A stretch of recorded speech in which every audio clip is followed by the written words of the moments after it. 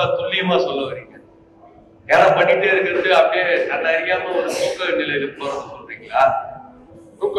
அதே இன்னொரு காணொலியில சொல்லிருக்கீங்க, ஒரு நரம்பு விழிப்பு வரும் ஃபுல்லான உயிராற்றல் வந்து தியானம் பண்ண தொடர்ச்சியா இப்போ விழிப்பு நிலை வர சொல்ல உங்களுக்கு அந்த வலிமையா இருக்கணும்னு சொல்லியிருக்கீங்க. இப்ப இந்த சமாதி ஸ்டேஜ் அப்படிங்கிற தியானமே தன்னை உடலே மறந்துடுறது.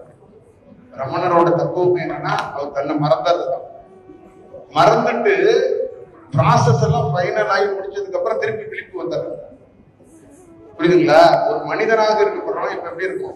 விழிப்புல இருக்கும். இதுதான் நான் சொன்னேன், 2 சுவாசம் தனித்தனியா வேலை செஞ்சு திருப்பி ஒரு சுவாசமா மாறி ஒரு பெரிய ப்ராசஸ் பண்ணி சமாதிக்கு போயிட்டு அந்த வேலையை முடிச்சு சக்சஸ் பண்ணிட்டு திருப்பி விழிப்புக்கு இயல்பா வரும். ரமணர் எல்லா வேலையும் முடிச்சுட்டு திருப்பி இயல்பா வந்து எல்லாரோடையும் பயணிக்கிறார். ஒண்ணுமே தெரியாத மாதிரி பயணிக்கிறார். வேலையை முடிச்சுட்டு வந்து இப்ப இதுதான் இந்த செயலோடைய செயலாக. அப்ப தன்னை மறந்து போற ஒரு செயல், ஒரு அனுபவம், அது ஒரு முக்கியமான அனுபவம். அந்த அனுபவம் எல்லாருக்கும் ஒரே மாதிரி கிட்டாது, வெவ்வேறு விதமாக வெவ்வேறு செயலாக வரும். சில பேருக்கு வந்து என்னன்னா ஒரு டோட்டல் சமாதி மாதிரி ஒரு நிலை வரும். 10 நாள் 20 நாள் கூட இருப்பாங்க. சில பேருக்கு 3 நாள் நடக்கும், சில பேருக்கு 48 நாள் நடக்கும், சில பேருக்கு வருடக்கணக்கான. அதெல்லாம் பயப்படுறது ஒண்ணு இல்லை. அதுக்கான பாதுகாப்பு, அதுக்கான செயலை பிரபஞ்சம் பண்ணும். நீங்க கவலைப்பட வேண்டிய அவசியமே கிடையாது. அதுக்கான சூழல், அதுக்கான களம், இதெல்லாம் எப்படின்னா நீங்க உங்க பிள்ளைக்கு காது குத்து வச்சா, கல்யாணம் வச்சா எப்படி பிளான் பண்றீங்க, அந்த மாதிரி பிரபஞ்சம் பிளான் பண்ணும்.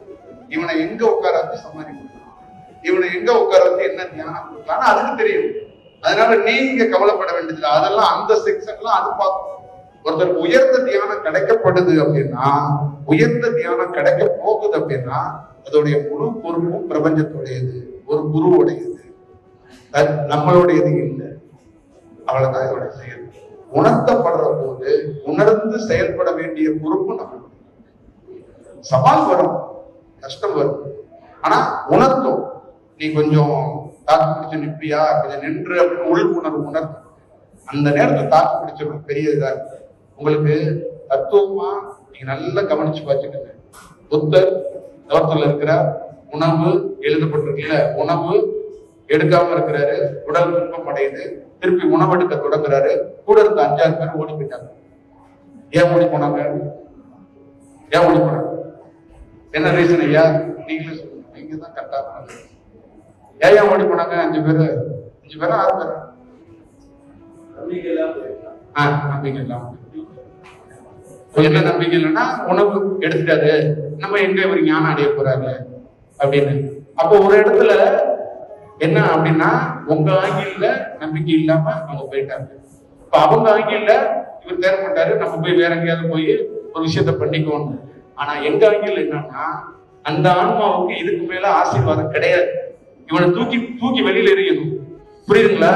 அப்ப என்ன பண்ணணும்? அவனையே கெட்டவனா மாத்தணும். இப்ப குருவோட இருக்கிறான்னு அவருக்கு நெருக்கமா 4 பேர் இருக்கான்னு நேரடியா வந்துட்டு நம்ம அவனை அனுப்ப முடியாது. அவனே கெட்டவனா மாறி ஓடிக்கணும். புரியுதுங்களா? அப்ப அந்த 5 பேர் என்ன பண்ணான்? குரு நம்ம வேலைக்கு ஆக மாட்டாருங்க அப்படின்னு ஓடிட்டான். ஓடி போய் அவன் 5 பேரோட நின்று போனா ஒரு 50 பேர்கிட்ட சொல்லியிருப்பான், அந்த குரு வந்து சோறு திட்டாருங்க, நம்ம தேர மாட்டாரு, நீங்க என்ன பண்றீங்கன்னா அந்த முக்குல ஒரு குரு இருக்காரு பாத்தீங்களா, அவரை சந்திச்சிருங்க, அவர் நல்ல உங்களுக்கு எல்லாம் போதனையும் கொடுத்துருவாருன்றவான். ஆனால் புத்தர் ஞானம் அடைஞ்சு வரலாறா மாறிட்டார்ல, இந்த 5 பேர் வைங்க ஏதாவது ஒரு சுடுகாட்டுல என்னமோ தூங்கிக்கிட்டு இருப்பாங்க.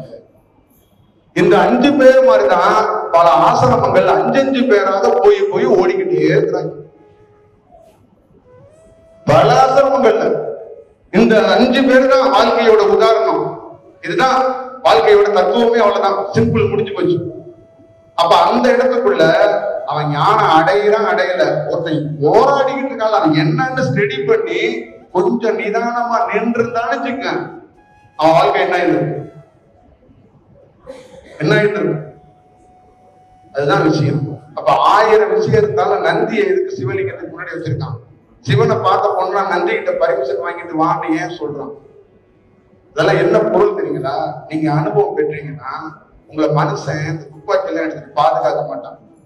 உயர்ந்த ஆற்றல் சொல்லக்கூடியது சித்து பண்ணி வச்சிருக்காங்கல்ல, அந்த ஆற்றலே ஒரு செயலாக இருந்து உங்களை பாதுகாக்கும்.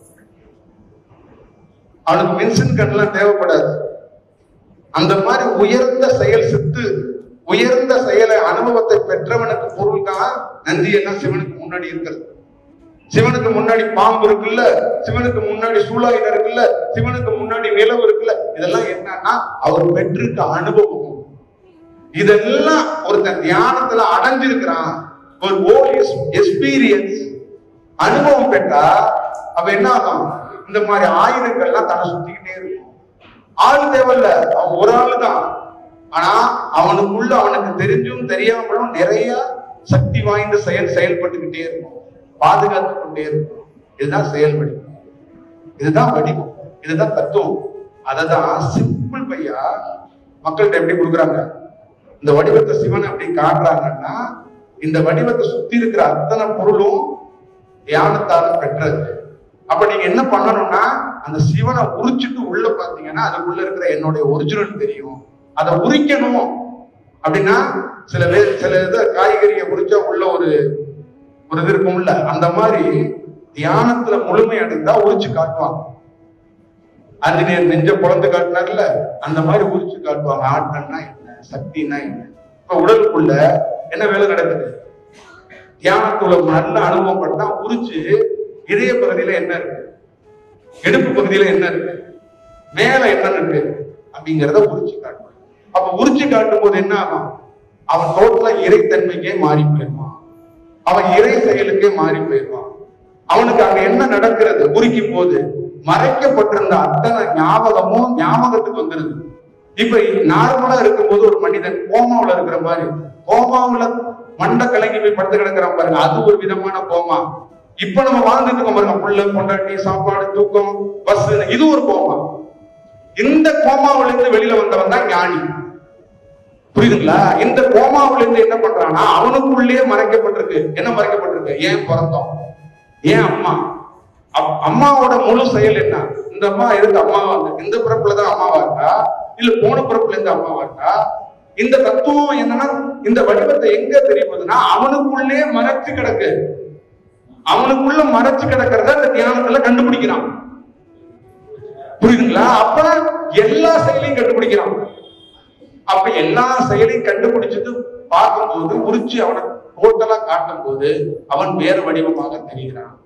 நான் அதுவாக இருக்கிறேன், நான் ஒளியாக இருக்கிறேன், நான் அண்டமாக இருக்கிறேன், நான் பிரபஞ்சமாக இருக்கிறேன்னு அவன் தான் உரை நிகழ்த்தான். சும்மா உரை நிகழ்த்த முடியாது இல்ல. அந்த மாதிரிதான் உங்களுக்குள்ள இந்த மறைச்சு கிடக்கிற ரகசியத்தை வெளியில கொண்டு வரும். இந்த மறைச்சு கிடக்கிற செயலாக்கத்தை ஒருத்தர் தெரிஞ்சுக்கிறது எவ்வளவு பெரிய அற்புதம். ஒரு தனி மனிதனுக்கு நீங்க தியானத்தை யார் கற்றுக் கொடுத்தாலும், யார் கற்றுக் கொடுத்தாலும், கற்றுக் கொடுக்காம போனாலும், நீங்க சும்மா இருந்தாலும் உங்களை இருக்க விடாதுங்க. நான் என்ன மாதிரி ஆளுங்க வருவாங்க போயிருவாங்க, நீங்க சும்மா இருக்க மாட்டீங்க.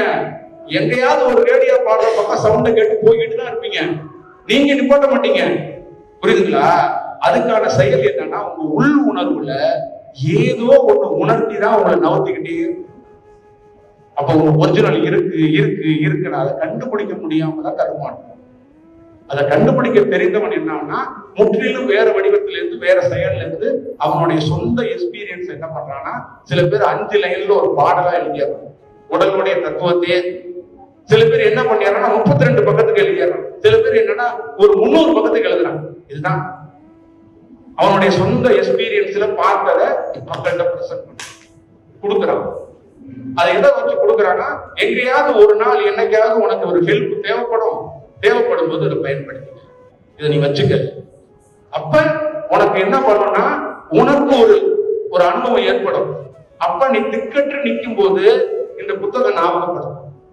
ஆகா, அவர் இதே மாதிரி ஒரு செயலை சொன்னாரே, அப்ப இந்த அனுபவம் தான், அப்ப இது தவறு இல்லை, கரெக்டா போகும் அப்படிங்கிறத கரெக்டா அதை வழி நடக்கும். இதுதான் அதோடைய செயல். இதை நீங்க பார்த்துக்கணும்.